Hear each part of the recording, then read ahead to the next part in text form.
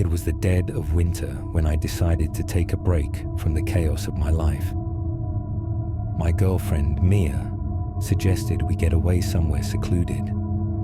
After browsing through rental listings, I found a beautiful cabin on the edge of a frozen lake, deep in the woods of Maine. It was modern yet cozy, with floor-to-ceiling windows that overlooked the vast, snow-covered expanse. The nearest neighbor was at least a mile away, exactly what I needed. The host wasn't around, but he left clear instructions on where to find the keys and how to operate the fireplace. When we arrived in the late afternoon, there was a small package on the doorstep. No return address, just a handwritten note that read, "Enjoy your stay. Keep warm." Inside was a tiny box of matches. I laughed, thinking it was an odd but harmless welcome gift. The first 2 days were perfect. Mia and I spent our time hiking through the snow-covered woods, sipping hot cocoa by the fire, and enjoying the silence of our winter retreat. The snow had been steadily falling since we arrived, and by the second night, the landscape was blanketed in a thick layer of white. On the third night, just past midnight, I woke up to an unusual sound. At first, I thought it was the wind, but as I listened more closely, I realized it was mechanical, like an engine idling. I quietly got out of bed and peered out the large window facing the lake. Through the falling snow, I saw it, a single snowmobile moving slowly across the ice. It was strange. The nearest trail was miles away, and no one had been on the lake since we arrived. The driver moved cautiously before coming to a complete stop. Then they stepped off and began waving frantically in the direction of our cabin. I woke Mia and told her what I saw. She sat up groggily as I pulled on my coat and boots. "Stay inside," I told her, stepping out onto the porch. As soon as I opened the door, the figure on the lake started calling out. It was a woman. Her voice carried through the wind, panicked and desperate. "Please, help me. I lost my son." I hesitated. My breath came out in visible puffs as I stepped down onto the snow-covered path. The woman was bundled up in a thick coat, her hair tucked under a knit hat. She was trembling, pointing toward the woods beyond the lake. "He ran off. I can't find him." Everything in me told me this was wrong. The snow was deep, the temperature was below freezing, and the idea of a child surviving out here alone was horrifying. But something else didn't sit right. "Where did you last see him?" I asked, stepping closer. She hesitated, then took a slow step toward me. "Not far, just past the trees. I need help looking." My gut twisted. I glanced at her snowmobile. No tracks led from the forest. The only marks in the snow were from her ride across the ice. Then she smiled. It wasn't a normal, relieved smile. It was deliberate, slow, almost amused. "Did you light the matches?" she asked softly. My blood ran cold. My mind flashed back to the package on the doorstep. Before I could react, she reached into her coat and pulled out a gun. Wallet, phone, now. I had no choice. My hands shook as I handed them over. Without another word, she climbed back onto the snowmobile and disappeared into the whiteout. I ran back inside, locking the door behind me. Mia was already on the phone with the police. When they arrived an hour later, the fresh snowfall had already covered any tracks. They found an old access road leading to the lake, likely how she got in and out. The host refunded our stay, swearing he had nothing to do with it. But something about it never sat right with me. How did she know we'd be there? Why go to such elaborate lengths for a simple robbery? Even now, years later, I still don't have the answers. But every winter, when the snow falls thick and silent, I can't shake the feeling that somewhere out there she's still watching, waiting, looking for her next visitor.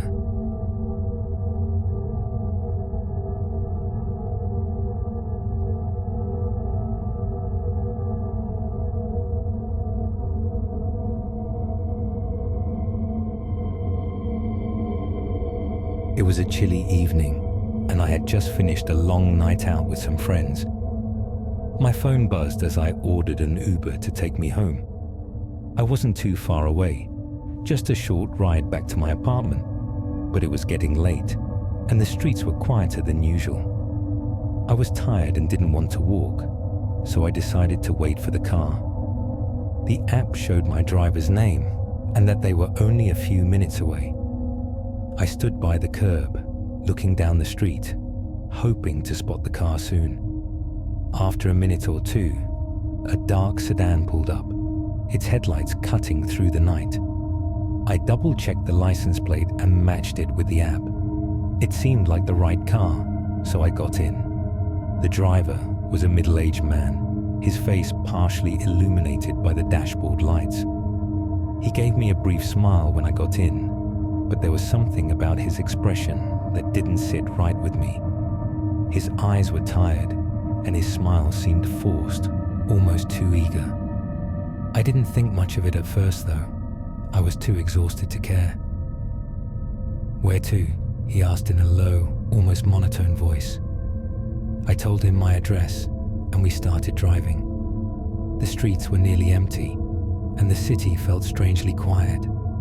As we drove further into the darker parts of town, I started to feel uneasy. I had been in Ubers plenty of times before, but this ride felt different. The car was too quiet. The driver barely said a word, only nodding when I spoke. I tried to brush it off, figuring he was just a quiet person. But as we passed familiar streets and got farther from my usual route, I started to wonder if something was wrong. The driver kept glancing in the rearview mirror, his eyes locking with mine for a second before quickly turning away. I shifted uncomfortably in the back seat, starting to feel nervous. I checked the time. The ride was taking longer than it should have. My apartment wasn't that far, but we seemed to be going in circles. I looked out the window, but nothing looked familiar. The streetlights seemed to blur together in the darkness. Where are we going?" I asked, trying to keep my voice calm. The driver didn't respond right away. He just kept driving, his hands tightening on the steering wheel. Finally, he turned his head slightly and said, "We're almost there." But the more I looked, the more I realized we weren't heading toward my apartment. I could see the outlines of abandoned buildings and empty lots. Nothing looked like the path I usually took home. Panic started to creep in.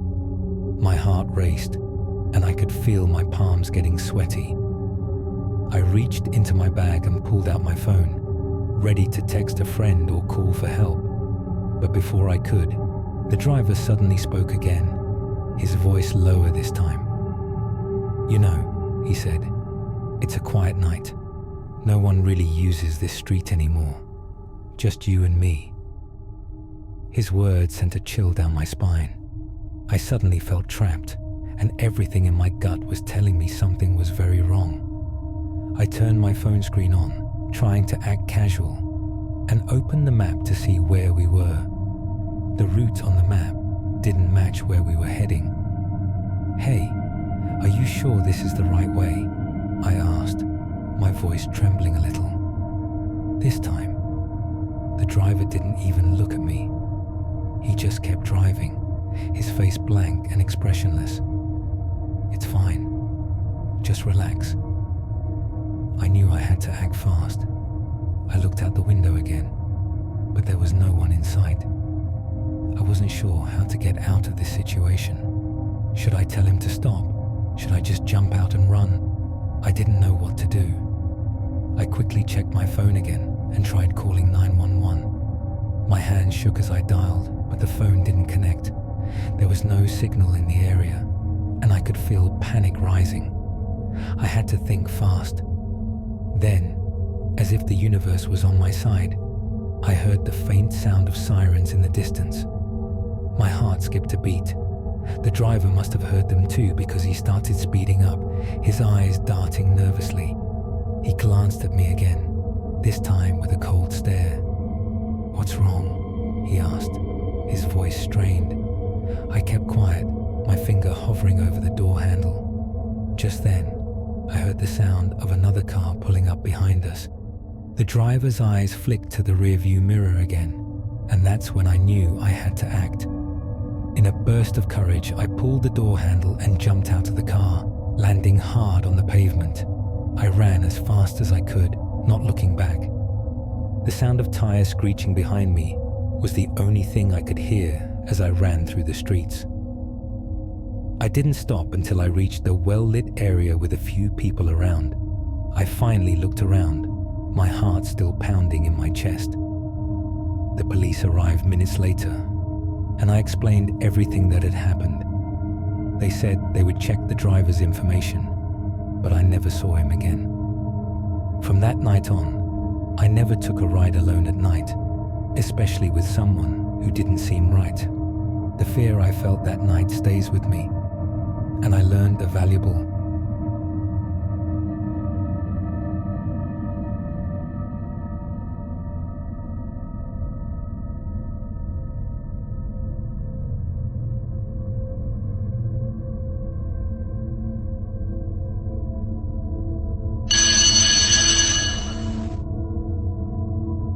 I am an 8-year-old boy, and one day, my parents didn't show up to pick me up after school. I waited outside for a while, starting to feel a little worried.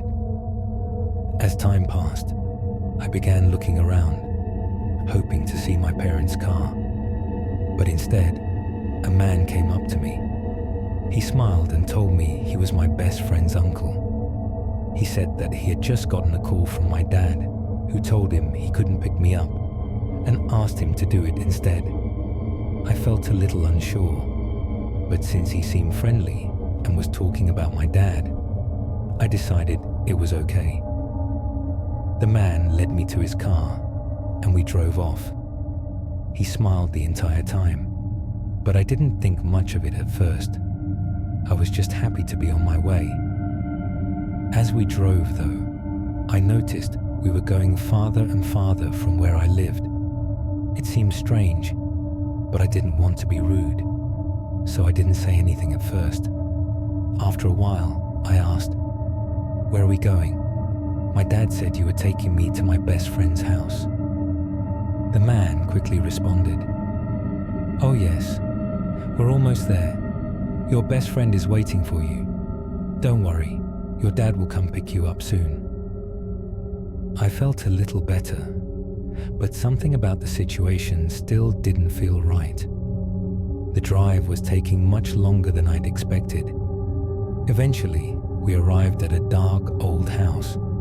It didn't look like my best friend's house at all. The man didn't seem concerned, so I just followed him inside. When I stepped through the door, the house felt cold and the air smelled weird, like something was rotting. It was much darker inside than I thought it would be. I looked around, feeling uncomfortable, but I tried to tell myself it was just my imagination. The man asked me to follow him to one of the rooms. I did as I was told and went into the room to wait. He told me to stay there while he did something, and I closed the door behind him. I sat there, my heart starting to race. The room was dark and silent. It didn't feel like the cozy rooms I was used to. I waited for what felt like forever. Then, suddenly, I heard the sound of the door locking from the outside. My stomach dropped. I felt trapped. I remembered the old phone my grandma had given me. I pulled it out and quickly dialed my dad's number. But when the phone rang, there was no answer. I called him again, but he still didn't pick up. My fear grew, and I didn't know what to do. Should I call the police? I wasn't sure, but something told me I needed to. I dialed 911 and tried my best to explain where I was. I wasn't sure of the address, but I told them everything I could think of, how long we had been driving, what the street looked like, and anything that might help them find me. The operator said they were on their way. I knocked on the door as loudly as I could. The man came back and looked at me with an apologetic smile. "Sorry about that," he said. "It was just a joke from your best friend. Don't worry, he's downstairs waiting for you." Something in his voice didn't sound right, but he told me to follow him again, so I had no choice. He led me to the basement. I was scared, but I walked behind him anyway. Just as we reached the basement door, we heard the sound of police sirens outside. The man froze. I knew then that he realized I had done something smart. He turned to me angrily and asked, "What did you do?" I stayed quiet. Just then, there was a knock on the door. The police shouted, "Open up!" I was too afraid to speak, but the officer's voice was clear. "We know you're in there. Don't make a sound." I waited in silence, feeling like my heart was about to explode from fear. Then, with a sudden burst of courage, I screamed at the top of my lungs, "Help! Help me!" The police immediately kicked the door down, and I could hear them rushing inside. They grabbed me and pulled me out of the room, saving me from the man. I will never forget that day. From that moment on, I never went anywhere with a stranger again. I learned how important it is to trust my gut and to always ask for help if something doesn't feel right.